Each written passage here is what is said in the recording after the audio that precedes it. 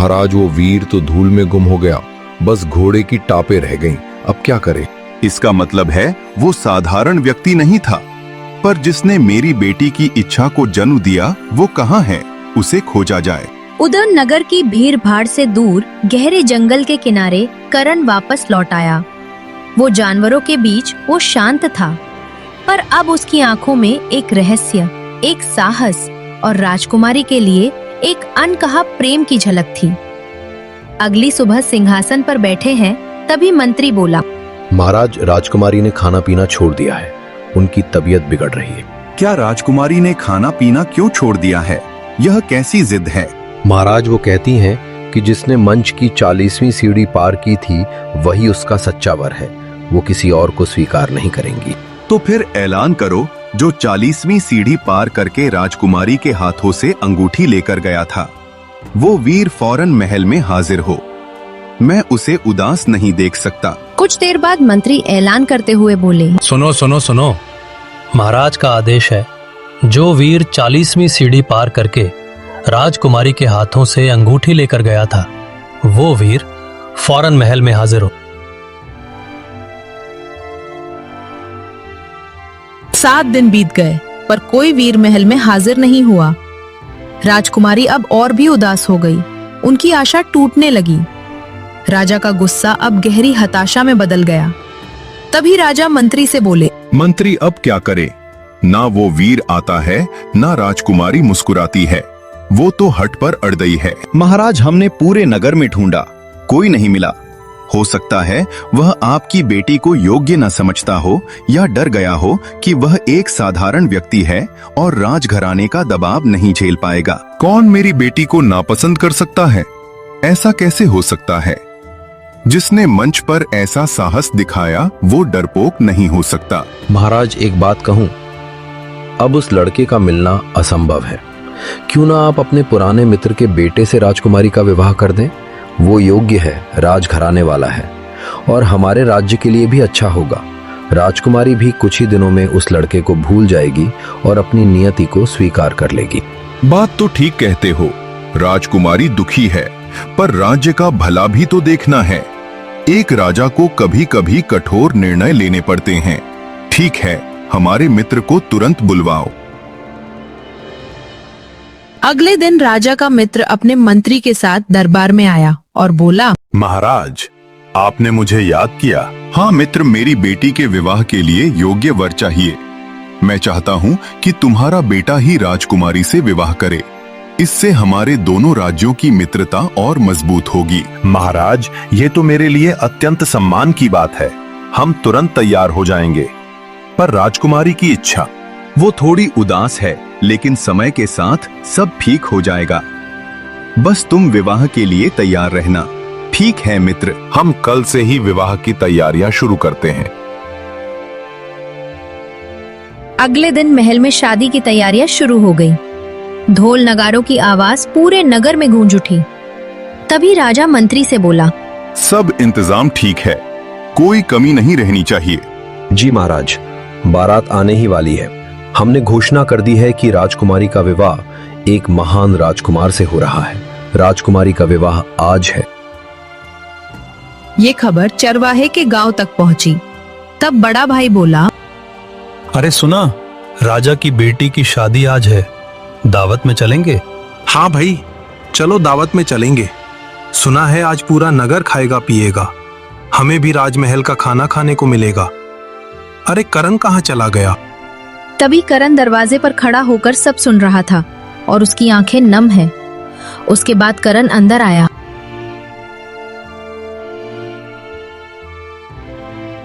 अरे करण, तू चलेगा ना? राजा की बेटी का ब्याह है, इतनी बड़ी दावत है। नहीं, तुम लोग चले जाओ, मुझे काम है। भेड़ों को छोड़कर मैं नहीं जा सकता। काम वाम छोड़ो, ऐसी दावत रोज थोड़े ही मिलती है। चलो चलो, हम सब चलेंगे। नहीं भैया, आप लोग जाइए। ठीक है करण, हम दावत से तुम्हारे लिए खास पकवान ले आएंगे, तुम बस यहीं रहना। कुछ देर बाद दोनों भाई दावत के लिए राजा के दरबार की ओर चल देते हैं। करण चुप होकर दूर महल की तरफ देखता है। वही राजकुमारी जिससे अब उसका दिल जुड़ चुका था। तो आज उसकी शादी है? नहीं, मैं भी जाऊंगा। इतना कहते ही करण भी भाइयों के पीछे चल देता है और इधर राजा दरबार में बेचैन था। उसे अपनी बेटी से झूठ बोलने का अपराध बोध खाया जा रहा था। तभी राजा मंत्री से बोले, मंत्री, राजकुमारी कितनी खुश है। उसे लगता है कि उसका पति वही लड़का होगा। मैं उसे कैसे बताऊंगा? महाराज, यही समस्या है। सच्चाई पता चलेगी तो वो टूट जाएगी, पर क्या करें, वो लड़का मिल ही नहीं रहा था। राज्य के लिए आपको ये बलिदान देना ही पड़ेगा। मैंने मित्र के बेटे से विवाह पक्का कर दिया है। राजकुमारी को यह अभी नहीं बताऊंगा। शादी के वक्त ही वह सब जान पाएगी। कुछ देर बाद विवाह मंडप की तैयारी पूरी थी। दुल्हन के रूप में सजी राजकुमारी आई। पिताजी, तैयारियां बहुत सुंदर हैं। वो जिसने अंगूठी निकाली आया है ना, मुझे उसके आने का इंतजार है। तभी उसी पल राजा के मित्र का बेटा राजकुमार विक्रम दूल्हे के रूप में दरबार में प्रवेश करता है। लगता है वो लड़का आ गया। देखो कितना राजसी वस्त्र पहने हैं। पिताजी ने उसे सम्मान दिया होगा। पिताजी, ये वो नहीं जिसने मेरे हाथ से अंगूठी निकाली थी। बेटी, धीरे बोलो, लोग सुन लेंगे। अभी समारोह शुरू हो चुका है। पिताजी, आपने मुझसे झूठ बोला। कहा था वही आएगा, वही लड़का। आपने मेरे विश्वास को तोड़ा है। बेटी, वो लड़का मिल ही नहीं रहा था। राज्य की इज्जत, भविष्य सब सोचना पड़ता है। यह राजकुमार योग्य है, राजघराने वाला है। तुम्हें इसे स्वीकार करना होगा। पर उसने अंगूठी नहीं निकाली। मेरे हाथ से अंगूठी सिर्फ एट ने निकाली थी, और वो ये नहीं है। बेटी, कृपा करके जिद मत करो। समय के साथ सब ठीक हो जाएगा। यह राजा का आदेश है। राजकुमारी रोते हुए चुप हो जाती है। ठीक है पिताजी, जैसा आप कहें। राजा और मंत्री ने राहत की सांस ली। कुछ देर बाद जब विवाह की रस्में शुरू होने ही वाली थी, तभी बाहर से तीनों भाई आते हैं। वो साधारण कपड़े पहने हैं। करण के चेहरे पर अब साधारणता नहीं, बल्कि तेज आत्मविश्वास है। उसने अपने मन में ठान लिया था कि वो अपने प्रेम को यूं ही नहीं जाने देगा। उनको देखते ही राजकुमारी बोली, पिताजी, वो आ गया। अंगूठी निकालने वाला वही है। मैं उसे पहचानती हूँ। इतना सुनते ही राजा और मंत्री के चेहरे डर और शर्म से बिगड़ जाते हैं। दूल्हा और उसके पिता भी हैरान हैं। अब आया यह मुसीबत। यह शुभ घड़ी में ही क्यों आया? हमारी नाक कट जाएगी। इस राजकुमार और उसके पिता के सामने हम कैसे सफाई देंगे? तभी तीनों भाइयों को दरवाजे पर रोक दिया जाता है। राजा और मंत्री एकांत में बात करते हैं। मंत्री, यह आ कैसे गया? बारातियों को सब पता चल जाएगा। हमारा सम्मान मिट्टी में मिल जाएगा। महाराज, एक ही उपाय है। उसे कोठरी में डाल दीजिए और चुपचाप खत्म करवा दीजिए। कोई नहीं जानेगा कि वो कौन था। हम कह देंगे कि वो एक साधारण चोर था जो राजमहल में घुस आया था। क्या कोई जान जाएगा? मैं एक निर्दोष की हत्या नहीं कर सकता। कभी नहीं महाराज, ये राज्य का रहस्य रहेगा। राजकुमारी कुछ दिन रोएगी, फिर भूल जाएगी। ये राज्य के भविष्य के लिए जरूरी है। ठीक है, उसे तुरंत पकड़वाओ। अभी इसी समय पर किसी को पता ना चले। कह दो उसने राजमहल में चोरी करने की कोशिश की है। इनकी ये सारी बात कोई नहीं सुन रहा, ऐसा राजा और मंत्री सोचते हैं। लेकिन दरवाजे के पीछे खड़ी राजकुमारी, जिसने गुस्से, दर्द और दहशत में सब सुन लिया था, जिससे राजकुमारी का हृदय टूट गया, जिस पिता को वो पूछती थी, वो हत्या की साजिश रच रहे थे, तभी वो वहां से चली जाती है। उसके बाद राजा और मंत्री चले जाते हैं। तभी राजकुमारी रोती हुई करना पहुंची और बोली, सुनिए, मेरे पिताजी आपको मार देंगे।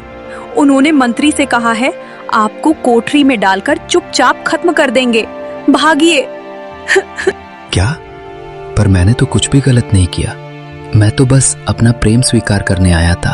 आपने मेरी अंगूठी निकाली थी, पर वे आपको स्वीकार नहीं करेंगे क्योंकि आप राजघराने के नहीं हैं। वे अंधे हो चुके हैं। भागिए, अभी भागिए, खुद को बचा लीजिए। पर मैं आपको अकेला कैसे छोड़ दूं? वे आपको इस राजकुमार से विवाह करने के लिए मजबूर कर देंगे। मैं खुद आपके साथ चलूंगी। मुझे आपका साथ चाहिए। पर पहले आप यहाँ से निकलिए। सैनिक आपको पकड़ने ही वाले हैं। करण राजकुमारी को छोड़कर नहीं जाना चाहता था। तभी वह अपने पास रखे लाल घोड़े की बाल जला देता है।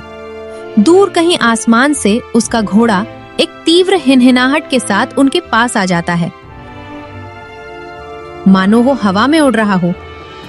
अरे, घोड़ा यहाँ कैसे आ गया? ये तो तूफान से भी तेज है। तभी मंत्री और राजा वहां आ पहुंचे और मंत्री चौंकता हुआ बोला, ये कौन सा जादू है? ये तो वही घोड़ा है जो मंच पर आया था। ये सचमुच वही है, वही जिसने मेरा दिल जीता और जिसने जादुई मंच पार किया। तभी अर्जुन तुरंत घोड़े पर चढ़ा और बोला, आइए राजकुमारी, देर मत कीजिए। रोक दो इन्हें, सारे सैनिक पकड़ो इन्हें। वे मेरी बेटी को भगा ले जा रहा है, मेरे राज्य का अपमान कर रहा है।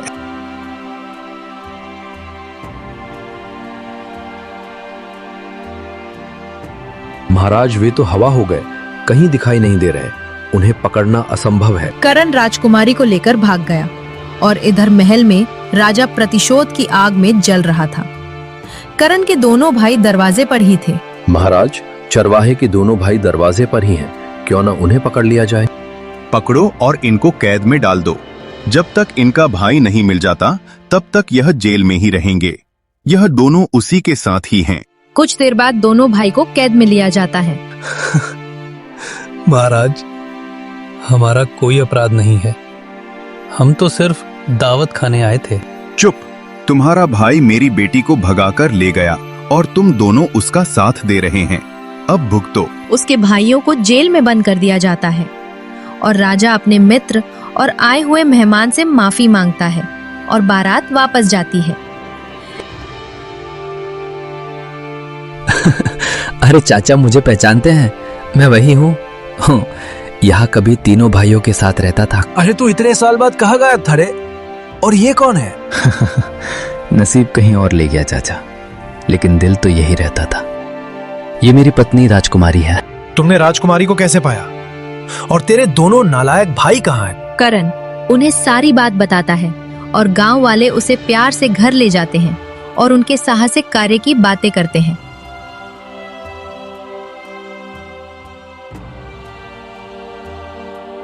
अगले दिन राजा बेचैन होकर बैठा था। उसे अपनी गलती का एहसास हुआ। मंत्री, मुझे लगता है मैंने जल्दबाजी में फैसला किया। वो लड़का बुरा नहीं था, उसने साहस दिखाया। मेरी बेटी ने उसे चुना, मैंने क्यों नहीं समझा? शायद मैंने अपने दामाद को ही खो दिया। महाराज, गलती मान लेना ही बुद्धिमानी है। आपका क्रोध अब शांत हो चुका है, क्यों ना उसके भाइयों से बात कर ली जाए, शायद वे कुछ बता सके। तभी राजा और मंत्री कैद खाने के अंदर प्रवेश करता है। दोनों भाई हैरान होकर खड़े हो जाते हैं। मुझे तुम दोनों से माफी चाहिए, मैंने कठोर निर्णय लिया। मैं जानता हूँ तुम निर्दोष हो।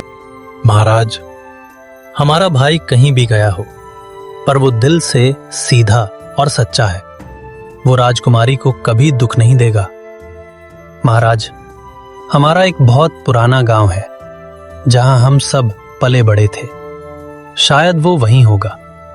वो साहसी तो है, पर साधारण जीवन ही पसंद करता है। तो चलो, मुझे उसे ढूंढना है। मैं अपनी गलती सुधारना चाहता हूँ और अपनी बेटी को वापस लाना चाहता हूँ।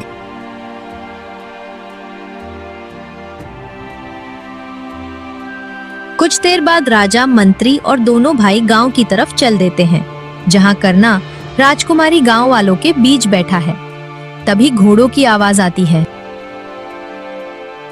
अरे राजा स्वयं यहाँ आए हैं, सब सावधान हो जाओ। महाराज, आप यहाँ क्या? आप हमें सजा देने आए हैं? बेटा, मैंने तुम्हें गलत समझा, मुझसे भूल हुई। मैं तुम्हें लेने आया हूँ, मुझे माफ कर दो। चलो भाई, वापस चलो, सब ठीक हो गया। राजा तुम्हें और राजकुमारी को स्वीकार करने आए हैं। कुछ देर बाद गांव वाले भी उसे जाते समय आशीर्वाद देते हैं। करना, राजकुमारी और दोनों भाई राजा के साथ महल की तरफ लौटते हैं।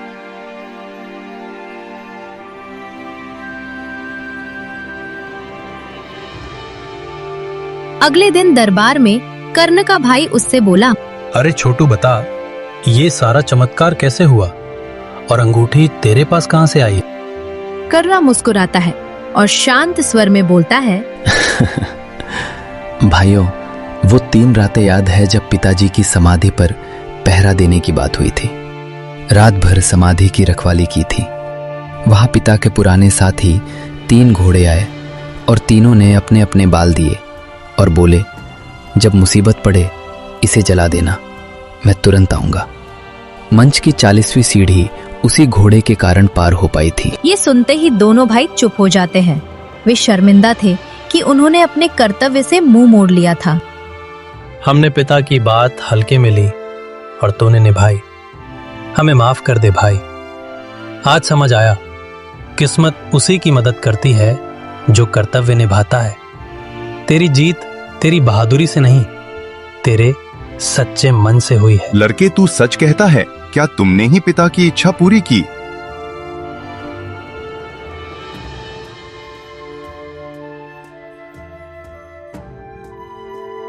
कुछ महीने बाद राजमहल में दुख का वातावरण छा गया। राजा का अचानक निधन हो गया। 3 दिन बाद अब राज्य को एक उत्तराधिकारी चाहिए। सिंहासन खाली नहीं रह सकता। महाराज का दामाद ही योग्य है। वही राजकुमारी का पति है। उसने राज्य के लिए साहस दिखाया है।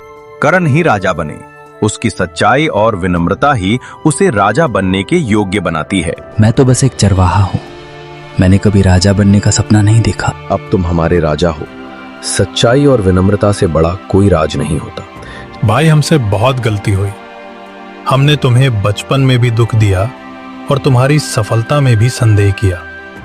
क्या तुम हमें माफ कर सकते हो? भाई, अब कोई बात नहीं। मुझे तुम दोनों से कोई शिकायत नहीं। आओ मेरे साथ रहो। ये राज्य अब हमारा है। तुम राज्य के काम संभालो और मेरी मदद करो। क्या सच में हमें जगह दोगे भाई? भाई, ये राज्य सिर्फ मेरा नहीं, हमारा है। तुम में से एक सेना संभालेगा और दूसरा अनाज का भंडार।